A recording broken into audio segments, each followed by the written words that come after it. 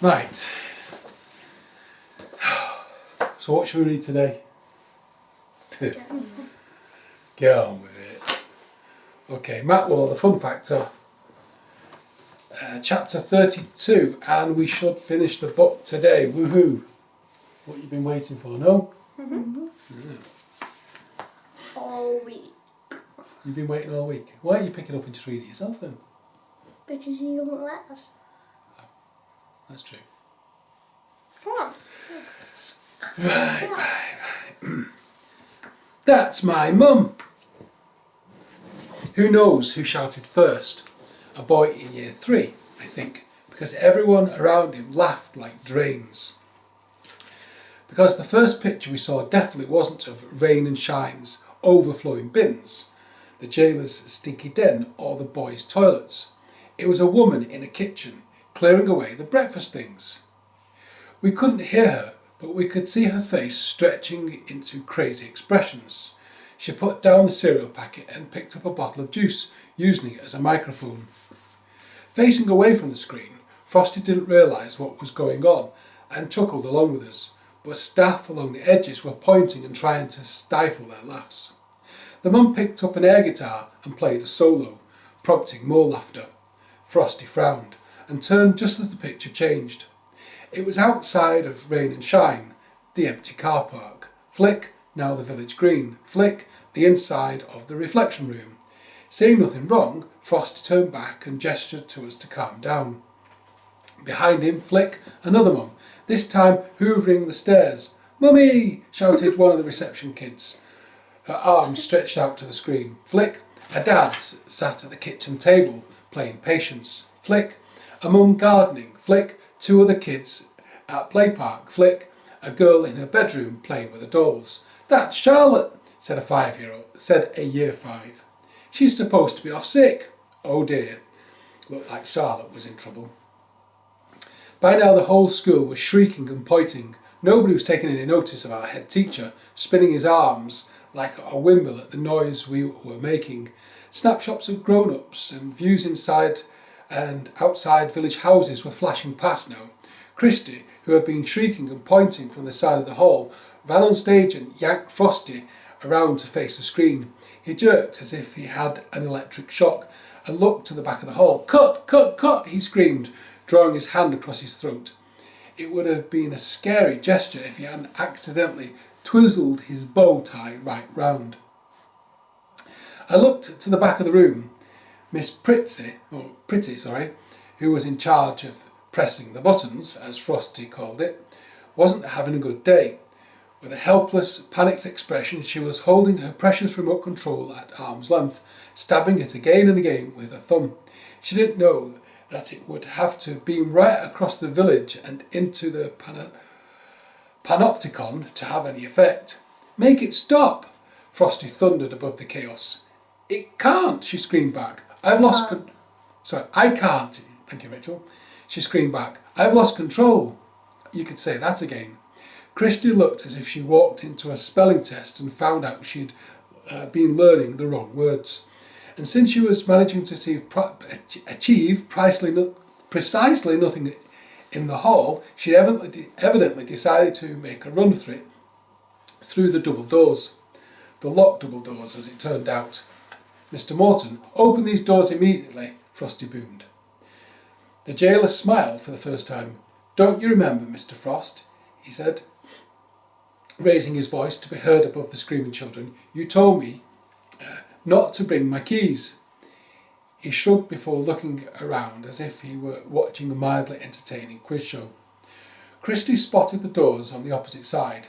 She sprinted along the row of year 2s who shouted and complained as she trampled on their toes and grabbed onto the tops of their heads for support. Slam! She threw herself against the door before withdrawing and rubbing her shoulder.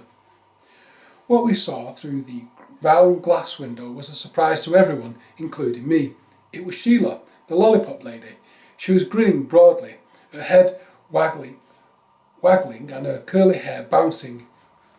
With one hand she gave me a big thumbs up, and in the other, held up for all to see, were the jailer's keys. Mr. Morton didn't like that one bit. Now he roared, but his was just one more roar in the zoo. Everyone had something to shout about, it seemed. Meanwhile, on screen, the sequence of village pictures had ended. In its place, we could now see Shannon. She was sat on one of the studio sofas, a pile of papers on her lap. She was in deep concentration, reading her notes. She clearly didn't have a clue that we could see her. Frosty noticed her. "What the heck is she doing up there?" he yelled, to nobody in particular. "Who is it?" said a little girl in reception closest to me. "That's my sister," I said. "She thinks she's going to be on telly." And in a way, she is. The little girl nodded, as if that made perfect sense, and went back to inspecting the bogey she dragged out of her nose. While the craziness unfolded, I steeled myself. It was time to move on to index card 3 of the plan. Unnoticed by anyone, it seemed, I walked across and picked up the microphone. I tapped it cautiously. A thud could be heard above the uproar. "Excuse me," I said. Nobody took any notice. "Excuse me!" Nothing. I put my mouth right up against the microphone. "Can everyone pay attention for a moment, please?" The speakers shrieked and whined. That worked. The room was shocked into silence. On screen, Shannon held up a compact mirror, still blissfully unaware, and touched up her makeup. This was me, Thora Batty, speaking to a room of more than 200 people. Rows and rows of eyes, all fixed on me, waiting to see what I would say next. And though I didn't know what I'd say next, my mouth did, so I opened it, and the words tumbled out. "I'm sorry you're not going to see Mr. Morton's bin film," I said. I paused, just like Frosty does, and everyone waited in complete silence.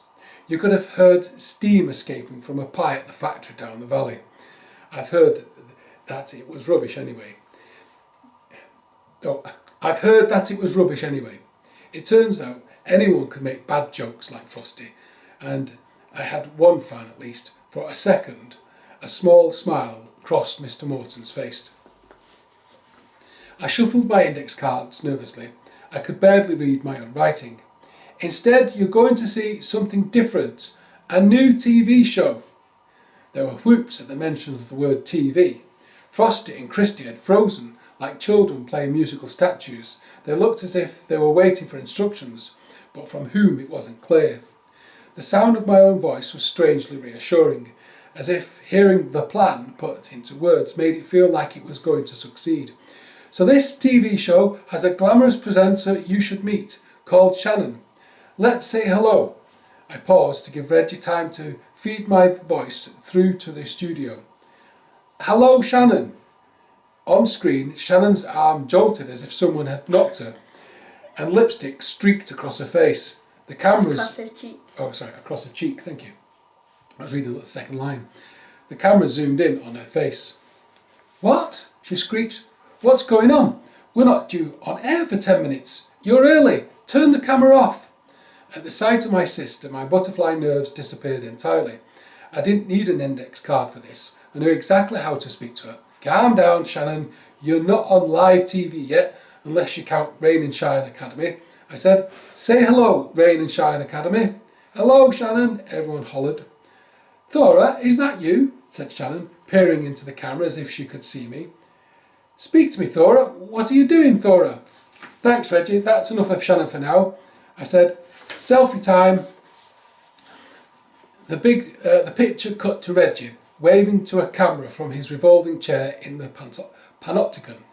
I could see his pile of index cards stacked up on the desk. Good boy. "Hello, everyone," he yelled. The hall went crazy. Whoever else they expected to see on screen, it wasn't an 8-year-old from year 3 in an ogre smackdown hoodie. Meanwhile, Frosty had abandoned his zombie expression. "Reggie Batty," he roared. It seemed he didn't like other people running his assembly, particularly an impertinent girl called Thora and her trusting brother Reggie. "You're both in on this fiasco." With 3 giant bounds, he crossed the stage and lunged for the microphone. I grabbed onto it tightly, holding it to my chest. The green-suited loudmouth grappled me to the ground and tried to pull it from my arms, bellowing like a wounded buffalo right in my ear. "Cut now, Reggie! Link us up! Go, go, go!" Just as Frosty got his hands on the microphone, a chorus of gasps went up from the audience. "Oh, wow," said someone. "Isn't that?" shouted a teacher. "What is he doing?" said Mr. Morton. "Are those actually his pants?" said Mrs. Pretty. "Let her go, Frosty," said Reggie over the speakers in a slightly squeaky voice. "That's bravery for you." Everyone knew he hated being called Frosty. "Let my sister go, or I'll show the whole country what you can see." As soon as Frosty saw the screen, his arms went floppy, like a tiger hit by a vet's anaesthetic dart. I scrambled to my feet, microphone still in hand. "Snake's alive," Frosty said quietly, still lying on the stage. The shout appeared to have left him entirely. "Yes," he whispered, so I could barely hear him. "Yes, I believe those are his actual pants." What? What's happened about his hand? Oh, for some reason we can see his pants on the screen. Chapter 33, Showtime. The room we could all see on the screen wasn't much to look at. The walls were panelled with dark wood. The tall, deep windows was draped with depressing curtains and didn't let in much light, while the tired carpet wouldn't have looked out of place in a run-down library. The room was dominated by a large leather-top desk. A laptop, lamp and piles of papers took up most of the space. The rest of it was taken up by a fat man in Superman underpants, cutting his toenails while playing Juicy Bubbles on his mobile phone. The younger children probably didn't even know what the Prime Minister looked like, but whether you knew this was the most important man in the country or not, there was no denying that this made unmissable tally. What, that was the Prime Minister? Yeah, seems like. The revolting man grimaced as he tackled a particularly horny old toenail and then sighed with satisfaction as it pinged off across the room. He hurriedly tapped on the phone next to him to stop his bubbles popping. From the waist up, he was the picture of respectability, the kind of chap you see every day on the news. His bouffant blonde hair was swept to one side, his red face was shiny but clean looking. A crisp white shirt was doing a marvellous job, every button working as a team to contain his bulging belly. An expensive looking tie started in the right place at his neck, but lost its way and trailed off under his armpit. This walrus of a man was sitting on the desk with his knees bent up either side of his belly, his heels resting against the laptop.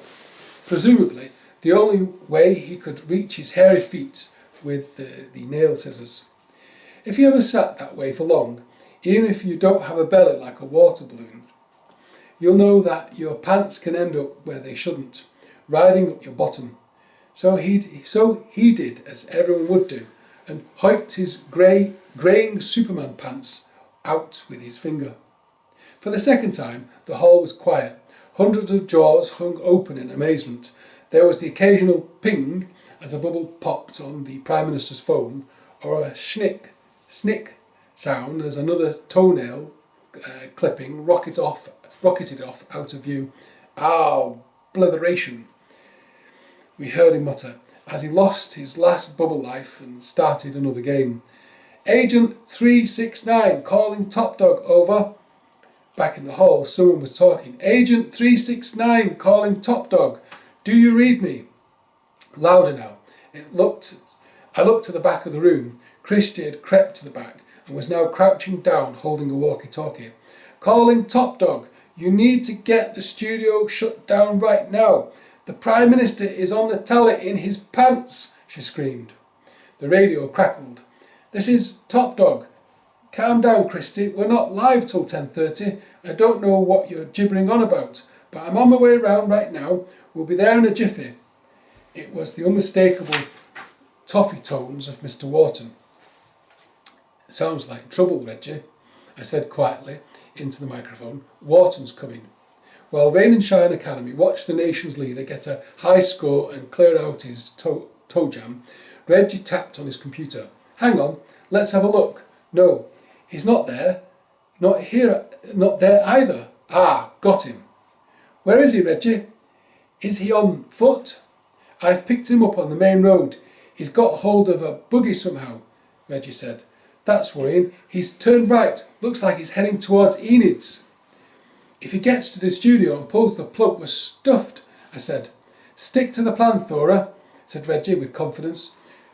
You've done your homework. Wharton won't get past Charlie. You get on with the show. The PM had finished his nails now and had lifted his shirt and vest up. With one hand he was stretching his belly, with his index finger of the other he was trying to reach in and hook out the fluff from his tummy button. The effort was immense and you could hear him grunting. The show, get on with the show, some of the kids were now chanting. Get on with it, shouted Mr. Brown, head of PA. The teachers and children all seemed to be enjoying the performance immensely, even though I guessed that none of them knew what was going on. None of them were lifting a little finger to help Christy, who was now slumped in a chair, defeated. I turned to the next index card. There was one word, in big capital letters, improvise. Yes, slight problem. I had a sudden flashback to the previous morning, sitting in my nightie on the cold floor, trying to think what I'd do once the Prime Minister was on the screen. And I'd got so excited by what would happen next, that I forgot to work it out. I'd have to make it up.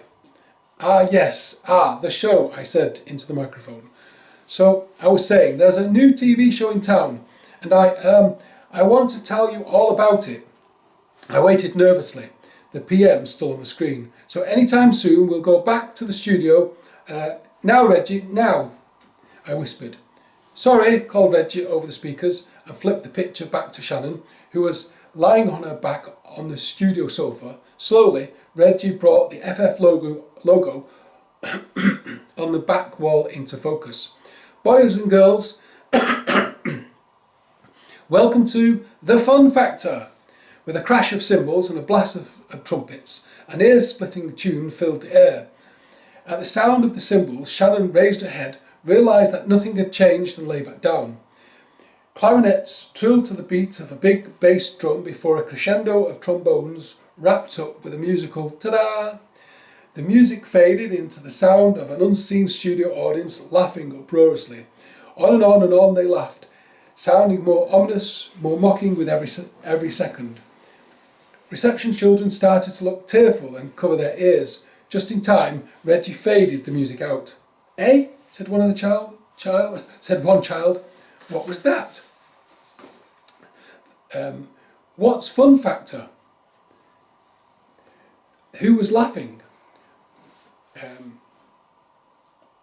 Were they laughing at us? Children around the hall were turning to each other, puzzled. I gave them a minute to chat. You've never heard of it, right? I said. I was getting the hang of this now. 200 children shook their head at me. There are two good reasons for that. The first reason is that the grown-ups took away all you tellies. Or I should say all your tellies. All you tellies. Your tablets, your phones and your consoles. Boo, everyone shouted, back on form, like they were at a pantomime. I waited a bit until I could be heard. And the second reason is that you're not meant to watch this show. Even though the whole country is watching it every night, you're not allowed to see it, because then you'd find out that the fun factor is all about you. Well, you've never heard such a noise. Everyone went wild. Some of the teachers stood up, looking alarmed. I raised my hand for quiet again, just like Frosty would have done if he had been in charge instead of having his head stroked by Mrs. Maynard, the school secretary. Thora, interrupted Reggie. What is it, Reggie? I'm about to explain. The PM's getting a bit Argy bargy, I think one of us needs a word. Hang on, I'll flip you over. Right, what's going on here? I thought you were hooking me up to that stain and wine school so I could talk to some revolting children. Is this thing on? Somebody speak to me. The Prime Minister was now sat behind his desk. He'd swept the toenail clippings onto the carpet, hidden his phone and was now peering towards the camera, his bushy eyebrows jumping up and down like excited gerbils. Hold fire, Prime Minister, we heard Reggie say. We're a bit busy. We'll be with you in a minute. Who the devil is that? Thundered the Prime Minister. You sound like you're about 11. Nobody tells me to wait. No wonder it's going pear-shaped. Get me a professional. I'm 8, actually, said Reggie. My name's Reggie, and I am a professional. I assume that's some kind of joke, but rest assured it's the last one you'll ever make. You'll be lucky if you're allowed to make the tea by the end of the day. Now, what the Jiminy is going on in that godforsaken spot? I've got important business to get on with. Patience, please. I was in awe, my little brother telling the Prime Minister to chill out. Thora is introducing the children to the fun factor. They have a bit of catching up to do. Who the blazes is Thora, dare I ask? Thundered the PM, slamming his meaty fist on the desk. Let me guess, it's the producer Reggie's great-grandmother taking a break from the bingo. No, don't answer that. And what do you mean you're telling them about Fun Factor? That's the point. They're not allowed to know. I might have failed my SATs or whatever you call them these days, but even I know that.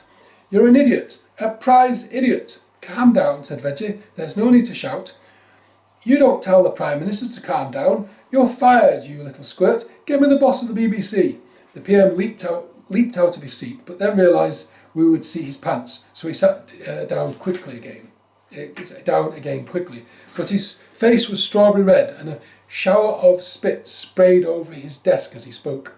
Prime Minister, I said, my voice wobbling.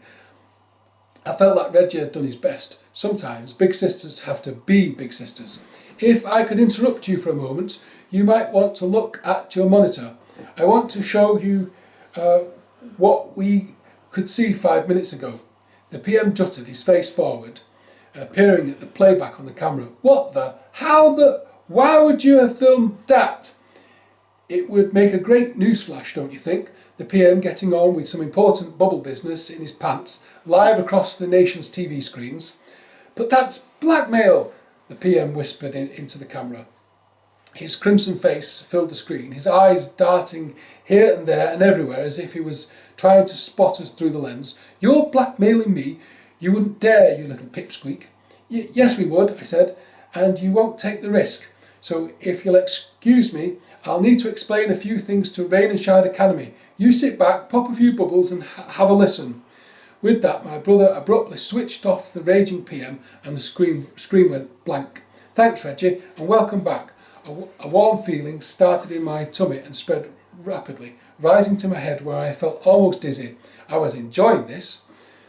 I put down my index cards and skipped to the middle of the stage. Reggie, can you show the parent payment screen? Reggie tip-tapped for a moment. Which class? I looked out and saw a row of my classmates at the back. Give me 8S. 2 rows of passport photos appeared, a bit like a digital version of Guess Who. My dad was at the end of the first row. My class all screamed in delight to see their parents on screens. Which parent? Asked Reggie. Show them Dad, I said. It's only fair. Reggie tapped on our dad's head, and a big bar graph appeared, 1 bar for each week. I know more maths, and this time Izzy wasn't there to explain. But this one told a different story. Under most weeks was a figure £1,500. So this is why your stuff has disappeared. This is why ice cream isn't on the menu. This is why we're all on bikes and there's no TV channels. They've asked your parents and they said yes. We'll turn our children into guinea pigs for your experiment. I will let you make a TV show out of it and you can call it the Fun Factor, but only if you pay us £1,500 per week, plus bonus. There was a stunned silence. Reggie tapped and we were back at the Guess Who screen, except now each parent had a total earnings figure beneath their picture. Numbers range from 17,100, that was Jackson's dad. We hadn't seen Jackson for half term because he'd been in America, right up to an amazing £99,300 under Izzy's mum, of course. Whoa, that was the sound of 200 children breathing out in astonishment. Well, maybe not the reception children, as they're not good with numbers. They're not all the same because sometimes we didn't always behave like good little guinea pigs. Reggie tapped Dad's column, and a list of penalties appeared. Privacy mode left active, minus £300. Low physical activity, minus £100. Disclosure of confidential information, minus £1,000. The list went on. It seemed that Reggie and I had been very naughty guinea pigs. The room was now buzzing, not chaotic like before, but full of children asking each other questions, swapping pieces of the puzzle. I cleared my throat, and slowly the children became quieter. There's another mystery though. Haven't you wondered why our parents seem to manage just fine without their phones? Without email, without YouTube, without Facebook? A sea of nonplussed faces stared back at me because that's the other demand our parents made. One rule for you, one rule for them. And to explain that, we need to go live to our special reporter, Izzy. Izzy, can you hear me? Chapter 34, Izzy's Moment. Go live. I was so proud to say that. I felt like a proper TV reporter now. Reggie was spot on with his timing this time, flicking the screen to Izzy. She was standing down by the village barrier. Someone had put some old carpet over the teeth in the road to make a ramp. Mr. Wharton, I guessed. It seemed a very long time since I'd been there with a bottle of nail polish early that morning. Over Izzy's left shoulder we could see a cow on the verge, chewing lazily at some long grass. Izzy appeared to be holding the camera out in front of her, selfie style. I can hear you, Thora, she said with a nervous smile. Who the blooming heck is Izzy? Thundered the Prime Minister in the background. Has the world gone mad? How do I... Reggie, the PM's back, I said under my breath. Sorry, the PM's voice faded away. That should do it, murmured Reggie. Back to you, Izzy. Hi everyone, I'm Izzy from S8S, but then you probably know that. So I want to ask you a question. Izzy looked down at her index card. Do you know where your parents are? Children in the hall turned to each other and most of them nodded, because I bet some of them aren't where you think, and I'm going to show you. By now Izzy was walking across the car park to the old dairy. She turned the camera around so we could see what she could see and entered a narrow gap between the buildings. Before I do that, she whispered, take a look at this. The right-hand wall of the alleyway was made of breeze blocks. The left was corrugated iron, thick with moss. Izzy stopped where a sheet had slipped sideways and poked the camera through the hole. A school full of children squinted, trying to make sense of the gloomy scene. It seemed to be some kind of low-ceilinged warehouse, double doors at the far end, let in enough light for the camera to focus. On the left we could see 2 rows of familiar white golf buggies, the distinctive red spots visible in the low light. But on the right was a mirror image, a row of shadows. They were the shape of golf buggies, but without any internal features. Izzy trained the camera on the closest buggy, but the camera whirred and zoomed in vain, unable to make anything of this big chunk of nothingness. A hole in the landscape, the kind of thing you'd see from your bedroom window in the depths of the night. Izzy reached through the hole and shaped her hand around the bodywork to the nearest buggy. You could see she was touching something from the way her fingers splayed, but it looked like she was holding a chunk of outer space. Nano black, whispered Izzy. The blackest black you can get. Completely invisible stealth buggies for nighttime travel. So cool, breathed Reggie in the background. Izzy pulled her hand back through the hole and pressed on. At the end of the alleyway was an old door with a familiar sensor next to it. From a plastic bag she pulled out Dad's jelly hand and slapped it on the sensor. A click and the door popped open. Speaking quietly, Izzy introduced us. So then everyone, here's what you've been missing. Inside was a vast, softly lit room with row upon row of desks, and on each desk was a glowing laptop. 200 children gasped, 20 teachers chuckled, one caretaker guffawed, and a man in a green suit groaned. Mrs. Maynard gave him another cuddle. Izzy panned slowly around the room and started to walk around. Unused computers displayed a screensaver of a slowly revolving FF logo, but 30 or 40 grown-ups could be seen tapping and scrolling away, mostly on Facebook. None of them looked up. An office with a smoked glass wall faced out onto the room, with shadowy figures moving about behind. Against one wall was a row of vending machines racked up with chocolate, bottles of fizzy drinks and crisps. And against another was a row of mobile phones on cords. One parent had his back to us, chatting away, and still nobody noticed Izzy. She reached the far wall without incident, and a set of double doors signposted the vault. Just then, everyone in the school hall heard a thudding thump sound over the hall speakers. "What's that?" Izzy whispered. "Dunno," I said. "Reggie, sounds like I've got company downstairs," he said. "Hold on, let me check the defences. Back with you soon, Izzy." It took a moment to recognise Enid's back garden, now up on the screen. From the camera elevated viewpoint, Reggie had dangled it on a loop of tape from an upstairs window. A very odd sight flickered into view. Mr. Wharton was thumping on the back door and shouting while trying his best to avoid the flaying feet of a body wedged halfway into the cat flap. Those school trousers, the dinner stains, it could only be Charlie. "Open the damn door," said Mr. Wharton. "Don't do that," came a matter-of-fact voice from inside. "You'll break my neck." Reggie switched to an inside camera that he had taped to the banisters, looking across the living room and through to the back door, and there was the top half of Charlie sticking into the room through the cat flap. For a boy who might be wearing a back door for the rest of his life, he looked remarkably chirpy. The reason for that was right under his nose, a big bag of sweets, from which he was helping himself at regular intervals. The door sprung open a couple of inches, but because of the way it hinged, it pushed Charlie's head against a kitchen unit and would move no further. "Ow," he said, before chewing the finger off some massive jelly hands. I didn't even know how he'd got those or whose they were. Reception children pointed and made ooh and ah noises. "Ah!" A two-tone cry of frustration could be heard from the other side of the door. "You okay there, Charlie?"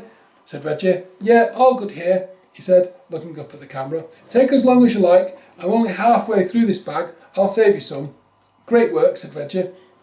"We'll leave you to it." "Righty-o," said Charlie. "Everything's fine," Reggie said. "Sorry about the interruption. Back to you, Izzy." "Thanks, Reggie," said Izzy. Now back on our screens and standing in front of the doors to the vault. "So, you probably wondered where all those tallies, tablets and phones went when they disappeared."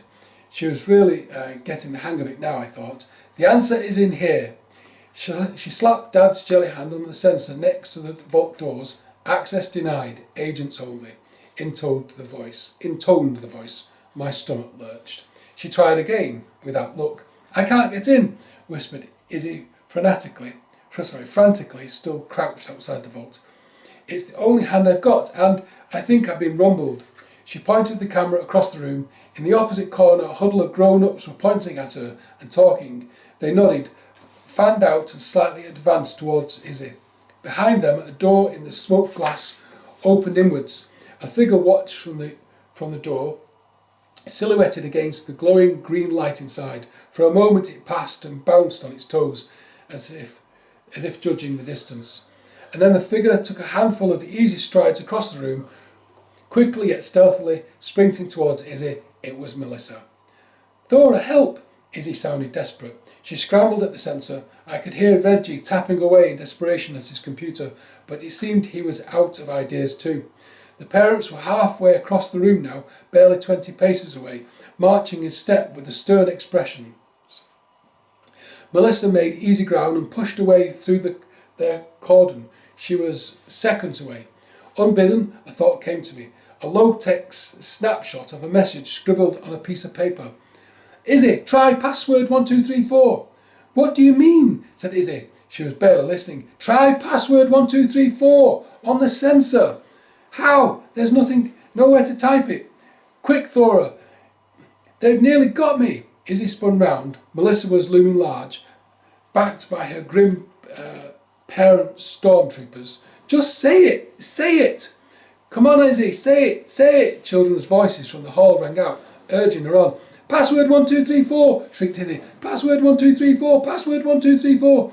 She didn't need to repeat herself. On the first attempt, the door clicked open. Override activated. Still chanting the password, Izzy pushed through and slammed the door shut behind her, sliding down to sit on the floor.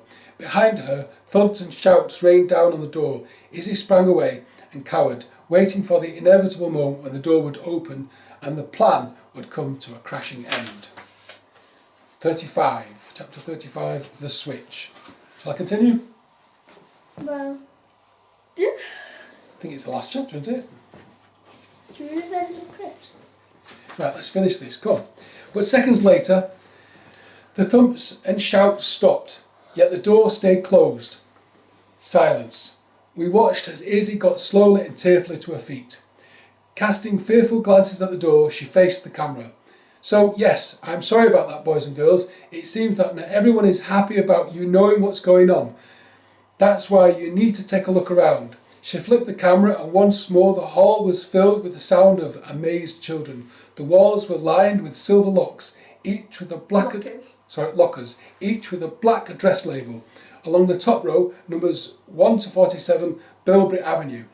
Next down, 1 to 63 Cragside, then Dale Road, and so on, filling the room. Izzy reached out and pulled at the door of the nearest locker, 26 the Green. It opened to reveal a treasure trove of electricals, a flat-screen TV, tablets and mobile phones stacked in a basket, a laptop, console and more tucked out of sight. I took a deep breath. OK, Reggie, time to end it. Give me the Prime Minister. Reggie flicked the main screen back to the Prime Minister, the PM. He had his horrible calloused feet back up on the table and was sitting back in his chair with his hands behind his head, sweaty patches on full view. He whistled long and low. By heavens, he said softly, you've really done it now. He reached down for a scratch. So what happens now, eh? Come along, I haven't got all day. Well, I paused.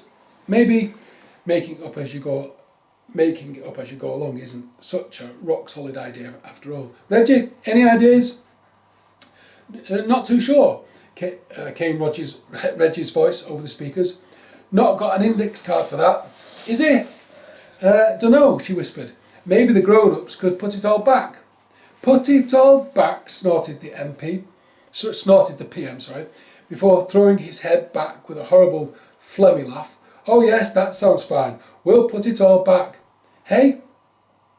Aren't you forgetting something, I said, annoyed that he somehow seemed to be in control. Absolutely not, said the PM. You hold the cards. Absolutely not, said the PM. You hold the cards. If that footage of me gets out, I'll lose the next election for sure. But if you don't know what you want, I suggest we forget all this ever happened, yes? I looked around desperately, as if I could find an idea out there in the hall. Frosty was getting back to his feet and brushing himself down. Even Christy had perked up a bit.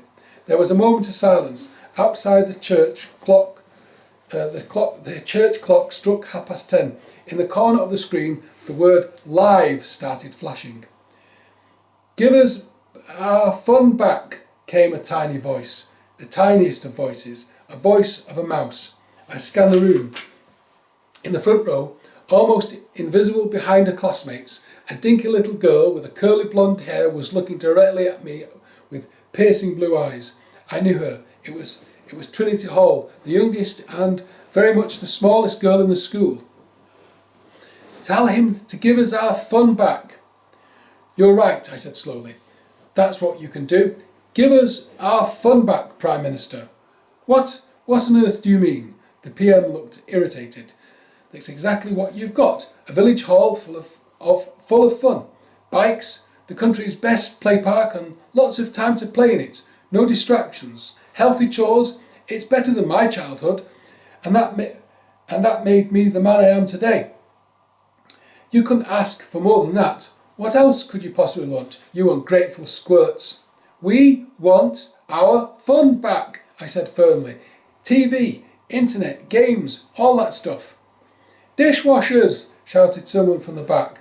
Give us our computer room back. I want my duvet, yelled someone else. What? You know, they give them woolen blankets instead, I think. Pizzas! Get pizza bread so to deliver again. I barely had to raise a hand for the hall to fall silent. I know.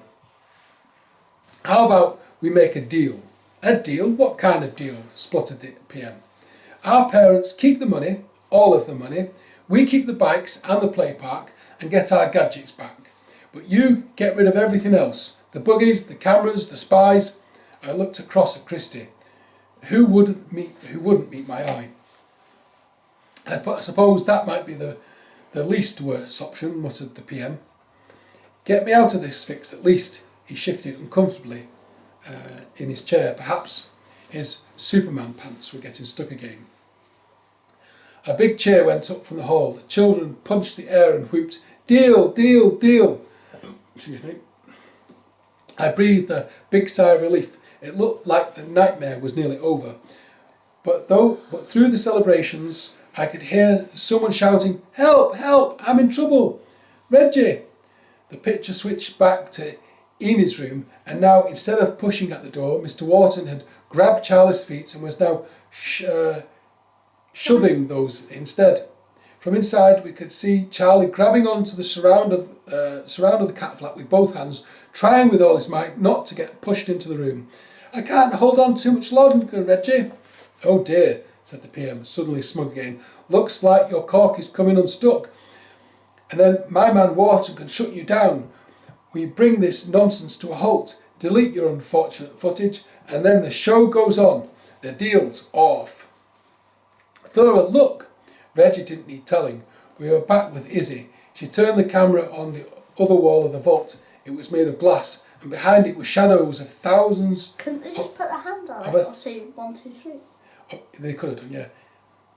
It was made of glass, and behind it were shadows of 1,000 wires, cables and boxes. The only interruption to the smooth floor-to-ceiling wall was a huge chrome lever. This thing was enormous, like a shiny clapper of a bell.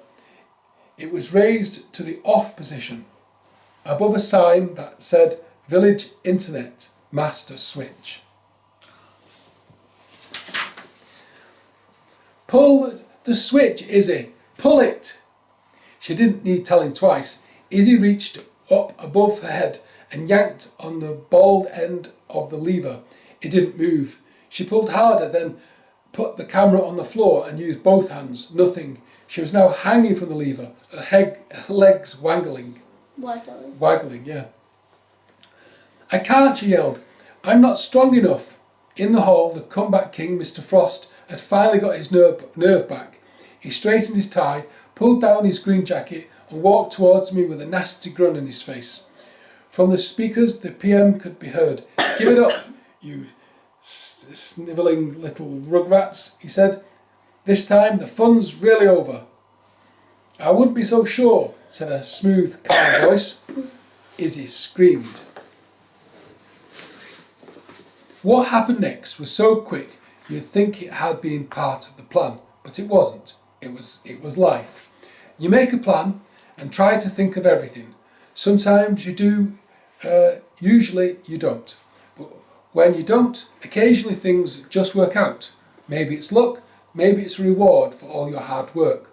But as I cowered on the stage and prepared for another tussle with the big green suited lizard on the screen we saw a manicured hand reach out and cover Izzy's. I think we've all seen enough of the fun factor. Maybe it's time someone was on your side. Let me help you with that. Melissa's lycra-clad figure filled our view, and with a mighty heave she yanked the lever downwards. Instantly, the equipment behind the glass sprang to life. White lights raced along cables, thousands of blue, red and green LEDs flickered, and a million beeps and chirps rang out like an electronic menagerie. The children's cheers were interrupted by the sound of material tearing. Back at Enid's house, Mr. Wharton had finally won the battle with Charlie's trousers. With a massive rip, Charlie tumbled into the room. Grinning triumphantly, Mr. Wharton gave the door a heave and squeezed inside, stepping over Charlie's groaning body. But Charlie wasn't done yet. Quicker than you'd think for a boy stuffed with sweets and without his trousers, he scrambled to his feet, and at the same time there was a clatter as Reggie abandoned his station and sprinted for the stairs. They met on the bottom step, and to my astonishment, they slammed the door closed, trapped themselves in the lounge with Mr. Wharton. Reggie turned to Charlie, and for a second they looked at each other. Reggie nodded. "Prepare to die," shouted Charlie to Mr. Wharton, like he'd been practicing for it all his life. That's not exactly correct. In fact, what he actually shouted was, "Prepare to die," because it sounded like the same, of course. And as Charlie yelled, Reggie yanked aside the picture frame and slapped his hand on the sensor 3 times.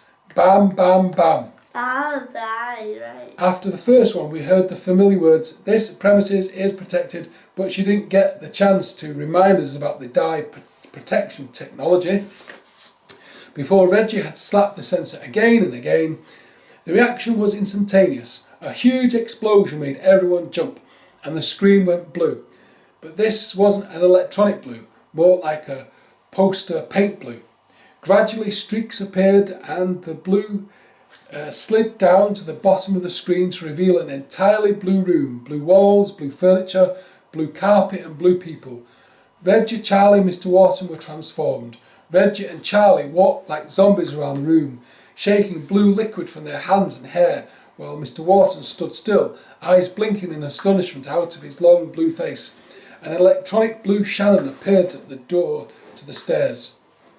Then there was a fizzing noise, an electronic unhappiness. The image of the blue room flickered and dried. The picture cycled crazily through the village scenes before ending back in the vault. Melissa sat on the floor holding a shaky Izzy, who had buried her head in Melissa's shoulder. The screen went black. Game over. Epilogue. What, they turn the internet back on? Yeah. Right here, right now. A ray of sunshine wakes me up. I'm not sure what time it is, but probably quite late. Maybe 8 o'clock. But it's Saturday. No school today. "Shut us up," I murmur. With a gentle whirl, is that whirl? No, a gentle whir, hidden motors slowly reveal the outside world.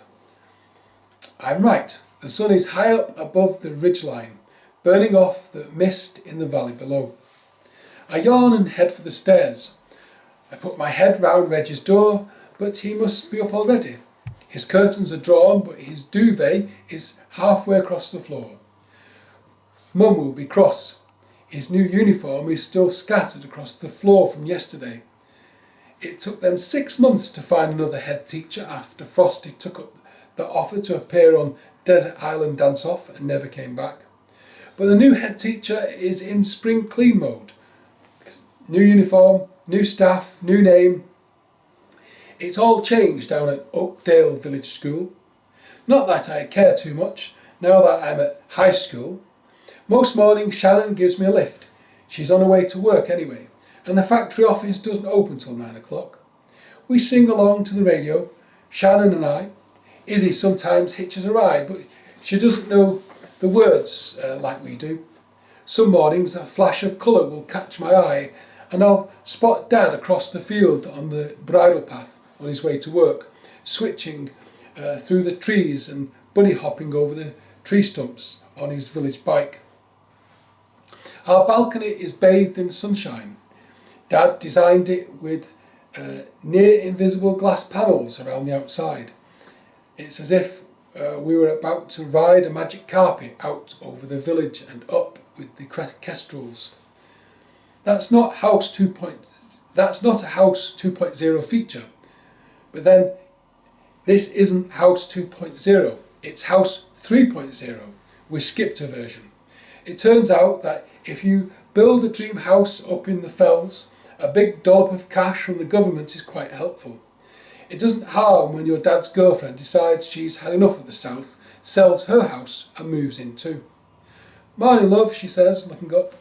Melissa is sitting on the balcony in the sun, eating a bowl of fruit and yoghurt, reading the news on her tablet. "Hi, Mum." I leaned down and gave her a kiss. I decided a little while back that if you walk like a mum, talk like a mum and act like a mum, well then, as far as I'm concerned, you are a mum. "Where's Dad?" "Not sure, honey. I think he might be with Reggie." She's right. From upstairs I could hear the sound of gunfire and cheers. Reggie and Dad are battling to save the city again. I've told them to turn off the surround sound in the morning, but they take no notice. "Morning, you guys," croaks Shannon, wandering outside in a nightie. She stretches. "Hey, I thought you were staying over with your friend," says Melissa. "Nah, I wanted to come home. Wouldn't want to miss a Saturday breakfast," says Shannon with a grin. In the middle of the glass-topped table, a plate is stacked high with pancakes. She slides on a couple onto her own plate before adding a dollop of yoghurt and topping with glistening strawberry halves and slices of mango. "Maple syrup?" Shannon asks me. "Just a squirt, please, not too much." Shannon pours a glass of orange juice from a jug, reaches over and pours me one too. I do the same before heading indoors to the lounge. The sun is bright, so I set the room to viewing mode. The window darkens to block out the glare on the opposite wall. I cycle through the 128 TV channels. There's usually something decent on a Saturday. The pictures fill the walls opposite, crystal clear and larger than life. Game shows, a nature programme, an adventure show, the news. I pause. Our Prime Minister is making a statement about something or other. Another chapter in what he calls a new era of humility. As far as I can make out, no one is sure if this particular leopard has changed his spots since that chaotic morning. From the moment the cameras switched to live at 10:30 that morning, his job appeared to be on the line. Streamed onto the nation's TV screens, a fascinated nation watched as he tried to cheat the children of a small village many hundreds of miles away, doing everything he could to keep his precious experiment from being derailed. But he kept his job, as politicians do, although he certainly isn't the arrogant man he was a year ago. What's that arrogance? Arrogance. Somebody who's really sure of themselves but doesn't really have knowledge, and a bit of a bully as well. In the corner of the room, our network stack blinks steadily. The computer brains of our new house. Each layer is labelled according to the stuff it controls: climate, entertainment, appliances and utilities. At the bottom, our archive layer gathers dust. The PM's pants do not delete, but that bit never got shown. In the end, the public could find out what a kind of man he really was without needing to see his Superman underwear. Lucky them. The footage probably isn't even needed these days, but as Reggie says, it's good to have insurance. There's nothing on TV worth watching. I switch the remote back to living mode. The sun shines again. I grab my bowl and wander back to the balcony. "Back so soon?" said Melissa, not looking up. "Yeah," I say. I look up at the fells, dazzling green. The hills? Yeah, dazzling green against the pure blue sky. "Hey, Mum." Melissa puts her tablet to one side and looks at me. "I think I know what's coming," she smiles. "Maybe," I grin. "Shall we go out for a run?"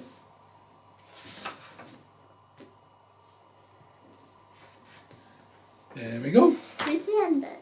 Well, you can read that later to yourself. It's just more about the author. And my voice is done in. I need a drink of water. Okay, so it says, a note from the author. "Hi, I'm Matt, the author of The Fun Fact. Did you enjoy it?" Yes. Really. What was your favourite bit? The ending.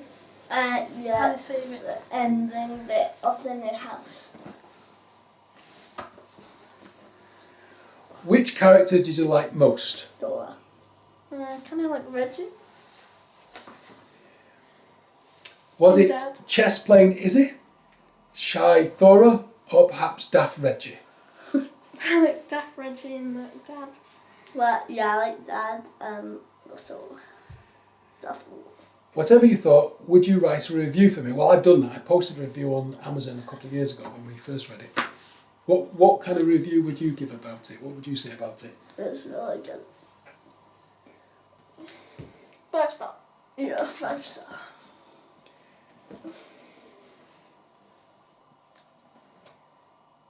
Don't damage the book though, because you won't like that. Okay. Right. I won't try not to damage the book. And there we go. Wait. Do you remember why we got that book? Huh? Well, we got that book by accident. How? It's because a couple of years ago, Rachel wanted to be Author? well, she still wants to be an author. Scientist? Well, she still wants to be a scientist. I didn't Musician? actually want to be one. Musician? Oh, she's still playing the guitar and being a musician. What then? What was it you wanted to be? I know what you mean, a detective. A detective. So I bought you loads of detective books. And that came up when I was looking for a This detective. was the only one I liked. And the other one. Which other one? Oh yeah, there's a couple I bought you though, good ones. And then you started buying me a spy book. You bought me a spy's handbook. That was good. So I guess it's But there you go. So that's the only reason we found it, was looking for a detective book for children. It's not a Otherwise we detective would have never book. have found it. It's not a detective. So do you think it should be made into a film? Yes. Yeah. Yeah, definitely. But then if you're not earning a lot, like, if it's struggling to pay its money for the book, then...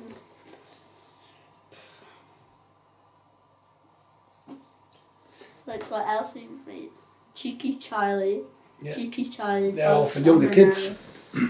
Cheeky Charlie, King of Chaos. Cheeky